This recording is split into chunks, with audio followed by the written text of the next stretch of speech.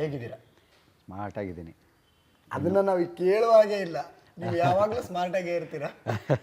ಏನೋ ದೇವ್ರ ದಯೆಯಿಂದ ಎಲ್ಲ ಅಭಿಮಾನಿಗಳ ಪ್ರೀತಿಯಿಂದ ಹೀಗಿದ್ದೀನಿ.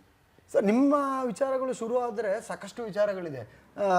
ಇವತ್ತಿನ ಟ್ರೆಂಡ್ ಪ್ರಕಾರದಲ್ಲಿ ನಾನು ನಿಮ್ಮ ಜೊತೆ ಮಾತುಕತೆ ನಾನು ಶುರು ಮಾಡ್ಕೊಳ್ಳೋದಕ್ಕೆ ಇಷ್ಟಪಡೋದು, ಒಂದು 35 ವರ್ಷಗಳ ಹಿಂದಕ್ಕೆ ಹೋಗ್ಬಿಡೋಣ ಸರ್. ಶಾಂತಿ ಕ್ರಾಂತಿಯಿಂದನೇ ಶುರು ಹಚ್ಕೊಬಿಡೋಣ. ಆ ಸಿನಿಮಾದ ಕ್ರಾಂತಿಯ ಬಗ್ಗೆ ಒಂದಷ್ಟು ವಿಚಾರಗಳು, ಇವಾಗ ಆಗ್ತಾ ಇರೋ ಕ್ರಾಂತಿಯ ಬಗ್ಗೆ ಮಾತಾಡೋಣ. ಈಗ ಆಗ್ತಿರೋ ಟ್ರೆಂಡ್ ಅದು. ಬಟ್ ನನ್ನ ಇದು ಶುರುವಾಗಿದ್ದು ಶಾಂತಿ ಕ್ರಾಂತಿಗಿಂತಲೂ ಮುಂಚೆನೇ. ಬಟ್ ಶಾಂತಿ ಕ್ರಾಂತಿ ವಾಸ್, ಐ ಮೀನ್ ಸಿನಿಮಾ ಆಗಿ ಅದು ಒಂದು ಚಲನಚಿತ್ರ ಆಗಿ ಅದೊಂದು ಎಂಥ ಮೈಲಿಗಲ್ಲದು ಕನ್ನಡ ಇಂಡಸ್ಟ್ರಿಗೆ. ಸೊ ಇದರಲ್ಲಿ ಒಂದು ಸಣ್ಣ ಪಾತ್ರ ನಾನು ಮಾಡಿದ್ದೀನಿ ಅನ್ನೋದು ತುಂಬ ಖುಷಿ.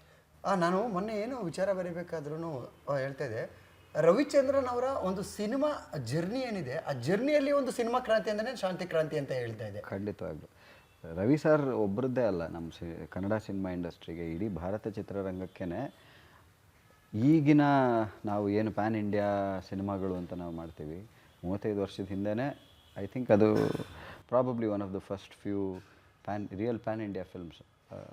ಅದನ್ನು ಹೇಳ್ಕೊಂಡಿರಲಿಲ್ಲ ಅಷ್ಟೇ, ಪ್ಯಾಂಡಿ ರಿಯಲ್ OG ಅಂತ ಹೇಳ್ತಾರಲ್ಲ, ಅದು ಆವಾಗಲೇ ಆಗಿತ್ತು. ಬಿಕಾಸ್ ಆಗಿನ ಕಾಲಕ್ಕೆ ಅಷ್ಟು ದೊಡ್ಡ ವೆಚ್ಚದಲ್ಲಿ ಅಷ್ಟು ದೊಡ್ಡ ದೊಡ್ಡ ಹೀರೋಗಳನ್ನು ಹಾಕ್ಕೊಂಡು ಬಹುಭಾಷಾ ಸಿನಿಮಾ ಮಾಡೋದು ಇಟ್ ವಾಸ್ ಅನ್ಹರ್ಡ್ ಆಫ್, ಯಾರೂ ಮಾಡಿರಲಿಲ್ಲ ಅದುವರೆಗೆ.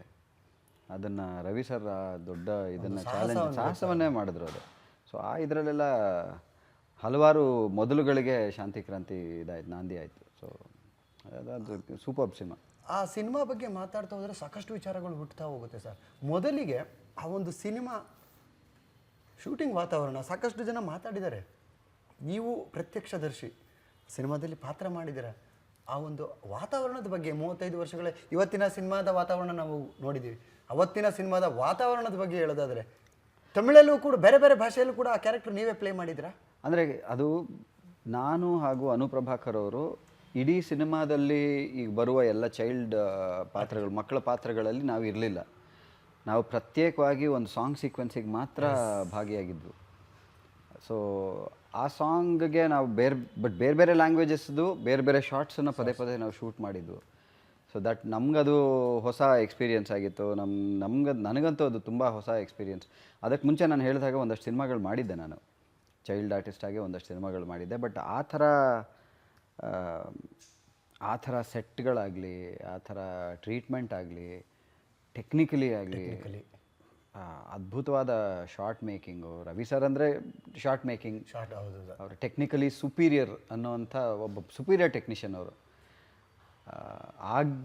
ಆವಾಗಿನವರೆಗೆ ನಾನು ಕಂಡಂಥ ಎಲ್ಲ ಟೆಕ್ನಿಷಿಯನ್ಗಳಿಗೆ ಕಂಪೇರ್ ಮಾಡಿದ್ರೆ ರವಿ ಸರ್ ಇನ್ಯಾವುದೋ ಪ್ಲ್ಯಾನೆಟಿಂದ ಬಂದಂಗೆ ಅಂತ ಅನ್ನಿಸ್ತಾ ಇದ್ರು. ಬಿಕಾಸ್ ಈವನ್ ಫಾರ್ ಮೀ, ನಾನು ಅಷ್ಟು ಚಿಕ್ಕ ವಯಸ್ಸಲ್ಲೇ, ನನಗೆ 10-11 ವಯಸ್ಸಿದ್ದಿರ್ಬೋದು ಆವಾಗ.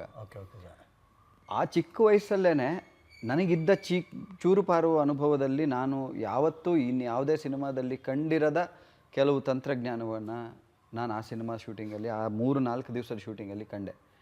ಅದು ನನಗೆ ಬೆರಗಾಗಿಸ್ಬಿಡ್ತಾ ಅವತ್ತು. ಇವಾಗಲೂ ನಾನು ಮೊನ್ನೆ ಈಗ ಟ್ರೆಂಡಿಂಗ್ ಅಂತ ಹೇಳ್ತಾ ಇದ್ದಲ್ಲ, ಟ್ರೆಂಡಿಂಗ್ನಲ್ಲಿ ಹಲವಾರು ರೀಲ್ಗಳು, ಇನ್ನೊಂದು ಮತ್ತೊಂದು ಎಲ್ಲರೂ ಫಾರ್ವರ್ಡ್ ಮಾಡ್ತಾ ಇರ್ತಾರೆ. ನಾವು ಈ ಸಿನಿಮಾದಲ್ಲಿ ಇದ್ದೀವಿ ಅಂತ ಹೇಳಿ ನಮಗೆ ಫಾರ್ವರ್ಡ್ ಮಾಡ್ತಾ ಇರ್ತಾರಲ್ಲ. ಮೊನ್ನೆ ಕೂತ್ಕೊಂಡು ಅದು ಇಡೀ ಸಾಂಗ್ ನೋಡ್ತಾ ಇದ್ದೆ, ಆನೆ ಮೇಲೆ ಅಂಬಾರಿ ಮೇಲೆ. ಇನ್ನೂ ಕೆಲವು ಶಾರ್ಟ್ಸ್ ಎಲ್ಲ ನೋಡಿದ್ರೆ 35 ವರ್ಷದ ಹಿಂದೆನೇ ಇಂಥ ಶಾರ್ಟ್ಸ್ ತೆಗೆದಿದ್ದಾರಲ್ಲ ರವಿ ಸರ್ ಅಂತ, ಮೈ ಜುಮ್ ಅಂದ್ಬಿಡುತ್ತೆ.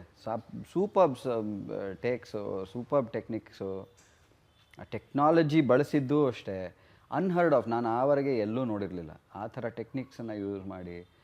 ರವಿ ಸರೇ.